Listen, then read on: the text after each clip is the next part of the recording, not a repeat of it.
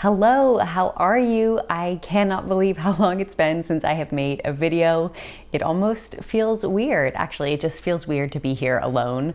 Like, a little piece of me is missing, but I have to catch up with you guys and let you know how things have been going here and just give you the birth story, and I'm excited to do that. So today's video might be a little bit longer than usual, so grab something to drink and let's get into it. Now, I know I didn't share a lot about my pregnancy apart from a couple videos, but for the most part, my pregnancy was pretty smooth overall. I didn't really have a lot of complications. If you do want to know the particulars about my pregnancy, I will link that video here as well as in the description box. You can go back and watch that one. I talk a lot about being vegan during pregnancy and just kind of like the first, second, and third trimester, how each of them went for me. So I did feel pretty lucky that my pregnancy was quite smooth, and I actually ended up going to 41 weeks pregnant. So around 38 weeks, the ultrasounds and doctor's appointments started getting more frequent.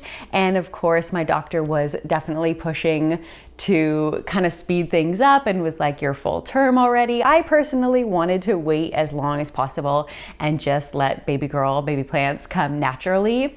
So I was prepared to go till 41 weeks or longer if necessary. My doctor said 41 weeks max, maybe because of my age, or maybe that's just policy in Canada, I'm not really sure. But I was like, okay, fine, I'm okay with induction after 41 weeks. So the doctor scheduled my induction for like 8 a.m. on the Monday morning right after I turned 41 weeks.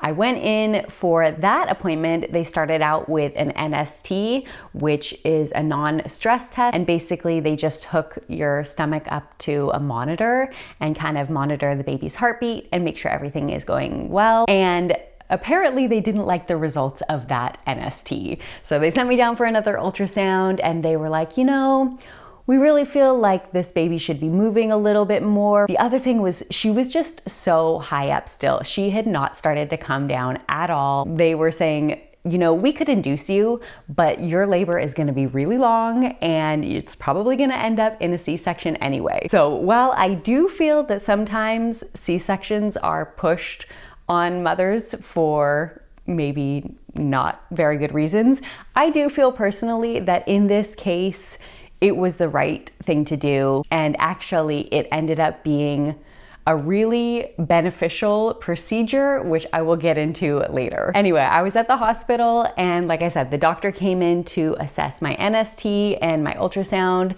and she just said, have you eaten anything yet today? And I said, well, I just ate a banana. And she's like, don't eat anything for the rest of the day. I think you're gonna have your C-section right now. And I'm like, okay. If you guys don't know, I'm already needle phobic and hospital phobic to begin with. So just me being in a hospital, I'm already like kind of higher anxiety. And then for her to come in and just be like, we're going into surgery in a few hours, I was like, whoa, it was just completely blindsiding to me. But like I said, I kind of made peace with it, and I felt like after talking to her thoroughly, I asked a lot of questions and she just made me feel like this was definitely the right thing. Like I said, baby plants was really high up. They did not think that she would come down easily even with induction, and I wasn't dilated at all. I think maybe like 1 centimeter or something like that. So I ultimately agreed with what the doctor recommended, and I called Q and I said, okay, it's happening today. You better bring my hospital bag, because I had just come for the induction. I wasn't planning to stay at the hospital. Luckily, I had everything packed and ready to go, and Q was able just to come over and meet me in the delivery room where I had to wait for a few hours to digest my banana. So once Q arrived, I was feeling a lot more calm, and basically it was pretty relaxing. The labor area of our hospital was really, really quiet that day. So we were just hanging out, kind of waiting around for the C-section, which ended up being, I think, at 6 p.m. Much later that night. I had arrived at like 8 or 9 a.m. for the induction. So we were just waiting around, and they told me they would start the IV as late as possible because I just did not want to have an IV in my hand. like I said, very, very, very needle phobic. So I was trying to delay that as long as possible. Around 4:30 or 5, they started the IV, and I think that was just getting fluids into my body. To be honest, I wasn't really paying attention to all the things that they were doing. I was just kind of trying to not focus on that and distract myself. But I do remember when they came in and said, okay, it's time for your C-section. And they wanted me to walk into the operating room, and I stood up and I felt dizzy and like was probably just really, really nervous, like on the verge of a panic attack. So they brought over a wheelchair for me and just wheeled me into the room. And I just remember going into this room, and it is like, it's intense. It is a full-on operating room. And you know, there's a bunch of other nurses in there who are all there to assist. And I started to panic for sure. I was like, okay, it's happening. I knew that there was going to be a large needle going into my back, which totally freaked me out. But the doctor came over to me at the beginning, and she was so sweet. She looked me in the eye. She said, Madeline, I know you're freaking out, but you know, it's going to be okay. I'm here with you. All the nurses will take care of you. And she made me feel a lot better. She was an amazing doctor. I felt really, really lucky to have her. She just happened to be the on-call doctor. She wasn't even my OB, but she was amazing. So once we got into surgery, they allowed Q to come in the room, and they put up a big sheet. And so Q was just there holding my hand, trying to distract me. I just remember him asking me all these questions to like take my mind off of the operation. And I was just replying like the most simple answers I could think of. I was barely even like listening to him. It's a wild sensation to have a C-section because you can't feel anything per se, but you can feel movement and pressure.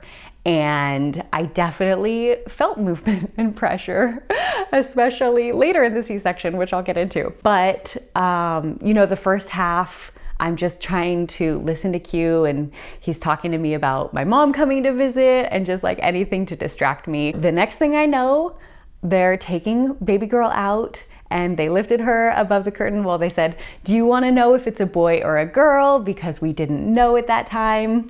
And I'm like, I don't know. And Q's like, yes. And so they lifted her up, and they're like, it's a girl. And I remember the first thing I said was, she looks exactly like my husband. Oh my gosh, I swear they are like almost twins. And I could definitely tell just even in her little baby face that they just were twins. And then of course they took her to clean her up and get her ready for Q to hold her while they finished my surgery. And this is where things got a little bit crazy. At this point of the surgery, they are about to close me up, and the doctor shouts across the curtain to me, Madeline, did you know you have a cyst in here next to your ovary? And a little backstory. Let's pause right here and let me take you back. I did know that there was a cyst. I was told that it was endometriosis, and I actually had to have an MRI for it. I think like a couple years ago, year and a half ago,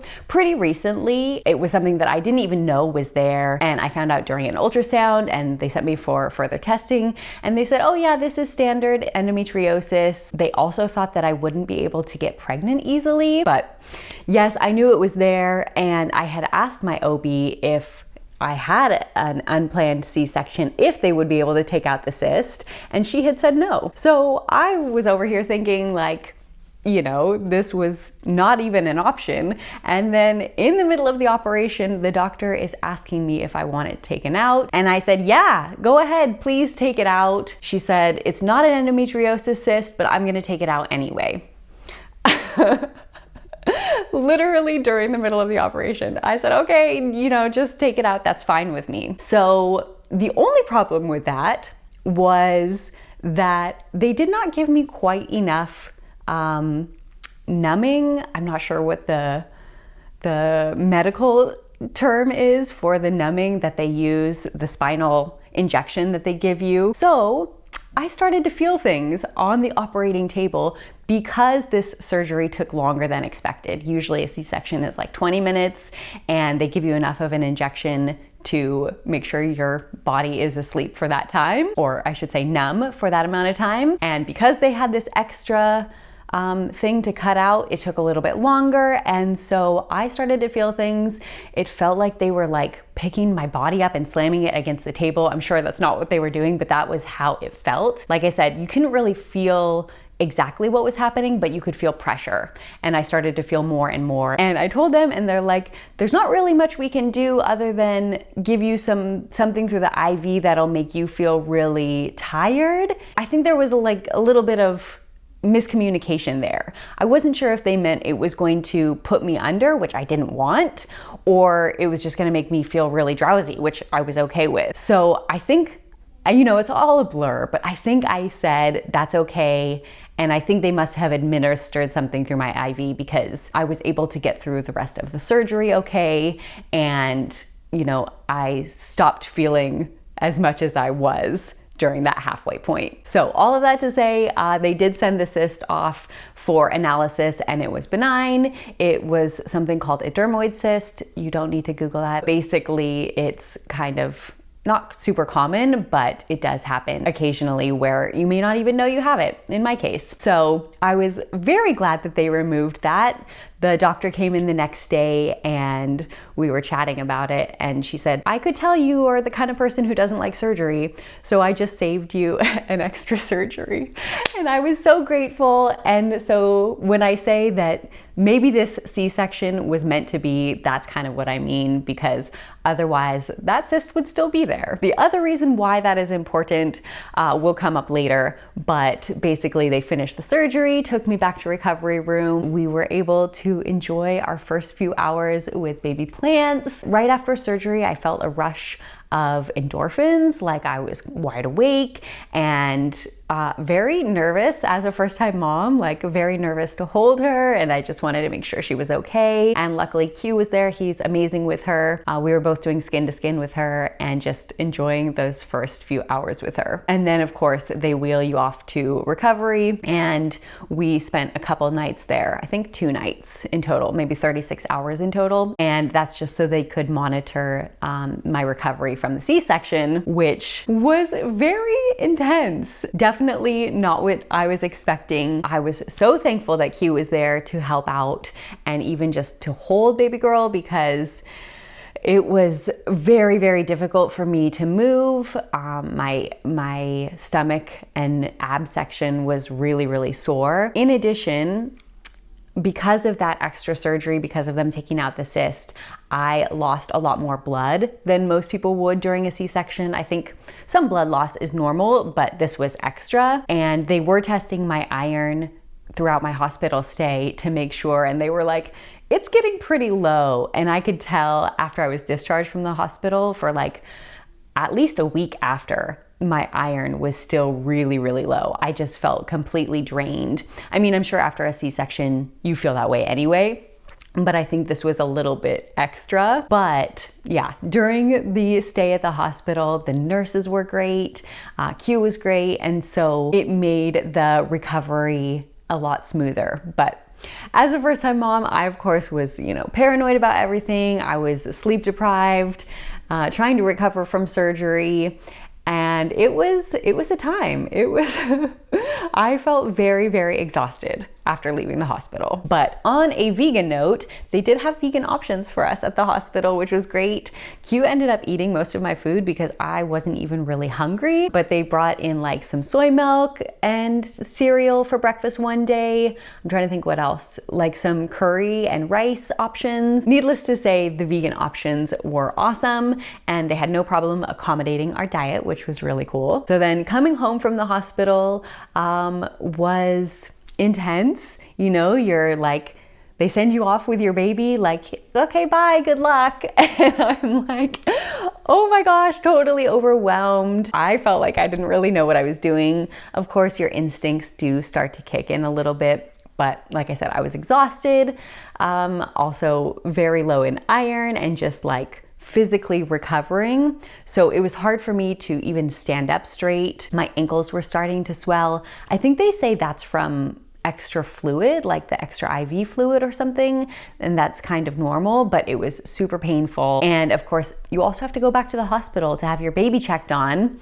So when Q and I would go back to the hospital, I had to be pushed in a wheelchair. I could barely walk, and it was just like, it was hard. If you've had a C-section, you probably understand. I was talking to a friend of mine who had one, and she said, yeah, her recovery was pretty similar, where you do not feel good for the first week. So after about a week, maybe even 2 weeks, I started to feel a lot better. Of course, started to get some sleep.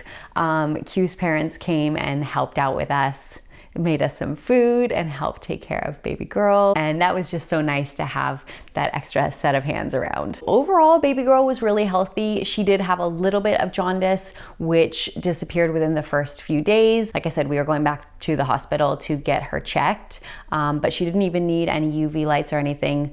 Basically just from feeding her and having her poop and pee, all of the jaundice was able to come out of her system. And ever since then, she has been gaining weight amazingly. She like doubled her birth weight within the first couple months. Like, she's just a champion eater, and she has been doing really, really well. Me, on the other hand, it has been very different, totally not what I was expecting, and it has taken some time to get used to just always being on, like on call, making sure she's okay, she's fed, she's changed, she's sleeping enough, and it's something that like you feel you need to and you want to. It's so unusual. I've never experienced anything like this. And I think mothers will definitely understand that feeling of just, they become your everything. Your baby becomes your whole entire world. And it sounds so cliche,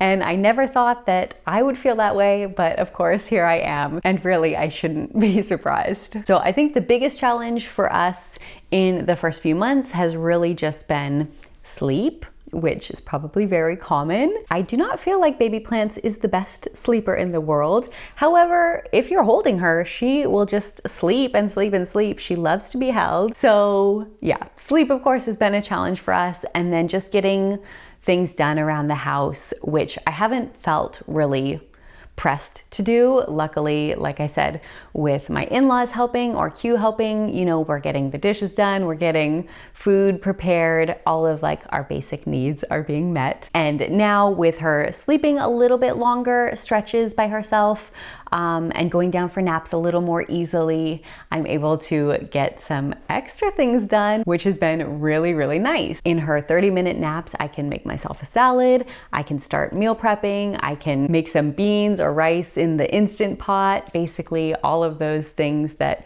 I was doing before in like a 2 or 3 hour stretch. Now I just break it up into little 30-minute stretches. But it definitely looks different than those days of 2 or 3 hour meal preps, unless Q is helping out, and then I'm able to get things done, which we still are trying to do like at least once a week so that we can have food prepared. Like meal prep now more than ever feels so important because I just do not have time to cook every single day. Like, you just don't have the time. And then the best part of having this new baby, of course, is just having this new baby around. Like, she is just so precious. I'm sure every mom says that about their baby, but I'm just so in love with her. Q is so in love with her, and we are just trying to soak up all of the amazing smiles and coos and just every little moment of being with her. I know it is so cliche, but they really just do become your everything, and I feel like I miss her right now when I'm not with her. So thank you guys for your patience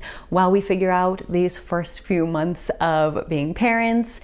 And I am planning to get back into content now that things are a little bit more stable around here. And I'm definitely excited about that because I do miss filming and I miss chatting with you guys. Please feel free to leave a comment or send me a message on Instagram. I know I've been chatting with some of you throughout these past few months. I am trying to keep up with the stories at least and show little tidbits of what I'm eating or what I'm doing in the day. And yeah, it's just so nice to have such a wonderful, loving, supportive community, and I appreciate you all so much. Thank you for being here. And so hopefully the next video should be a little more food related, and I will see you then.